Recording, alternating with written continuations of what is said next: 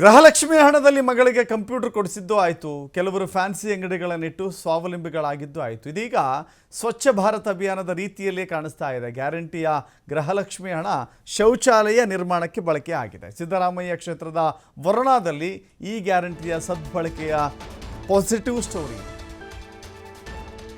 ಛತ್ರ ಹೋಬಳಿಯ ರಾಂಪುರ ಗ್ರಾಮದಲ್ಲಿ ಗೃಹಲಕ್ಷ್ಮಿ ಹಣದಿಂದ ಶೌಚಾಲಯ ನಿರ್ಮಾಣ ಆಗಿದೆ. ಗೃಹಲಕ್ಷ್ಮಿ ಹಣದಿಂದ ಶೌಚಾಲಯ ನಿರ್ಮಾಣ ಮಾಡಿದಂಥವರ ಹೆಸರು ಮಂಜುಳಾ ಅಂತ ಹೇಳಿ.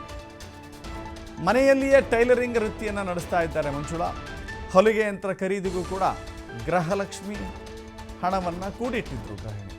ಹೀಗೆ ಸರ್ಕಾರದಿಂದ ಬರುವಂಥ ಹಣವನ್ನು ಕೂಡಿಟ್ಟು ತಮ್ಮ ಜೀವನ ಸುಧಾರಣೆಗೆ, ಜೀವನ ಮಟ್ಟ ಸುಧಾರಣೆಗೆ, ಜೊತೆಗೆ ಜೀವನೋಪಾಯಕ್ಕೆ ಅನೇಕ ರೀತಿಯಲ್ಲಿ ಅದನ್ನು ಬಳಕೆ ಮಾಡಿಕೊಂಡವರು ಇದ್ದಾರೆ. ಇದೀಗ ಶುಚಿತ್ವಕ್ಕಾಗಿಯೂ ಕೂಡ ಇದು ಬಳಕೆ ಆಗಿದೆ. ಅವರ ಮನೆಯ ಮುಂದೆ ಶೌಚಾಲಯ ನಿರ್ಮಾಣ ಮಾಡಿದ್ದಾರೆ ಮಂಜುಳಾ.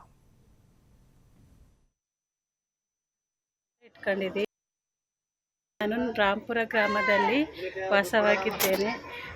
ನಾನು ಗೃಹಲಕ್ಷ್ಮಿ ಹಣದಿಂದ ಶೌಚಾಲಯನ ನಿರ್ಮಿಸ್ಕೊಂಡಿದ್ದೇನೆ. ನಾನು ಒಳ್ಳೆ ಮಿಷಿನ್ ತಗೋಬೇಕು ಅಂತ ಇಟ್ಕೊಂಡಿದ್ದೆ. ಅದರ ಪಂಚಾಯತಿಯವರು ಜಾಥಾ ಬಂದು ಟಾಯ್ಲೆಟ್ ಕಟ್ಟಿಸಿ ಅಂತ ಹೇಳಿದಕ್ಕೆ ನಾನು ಶೌಚಾಲಯನ ಕಟ್ಟಿಸ್ಕೊಂಡಿದ್ದೀನಿ. ಗೃಹಲಕ್ಷ್ಮಿ ದುಡ್ಡಿಂದ ನಮ್ಗೆ ತುಂಬ ಉಪಯೋಗ ಆಯಿತು. ಸಿದ್ದರಾಮಯ್ಯನವ್ರಿಗೆ ನನ್ನ ಅಭಿನಂದನೆಗಳು.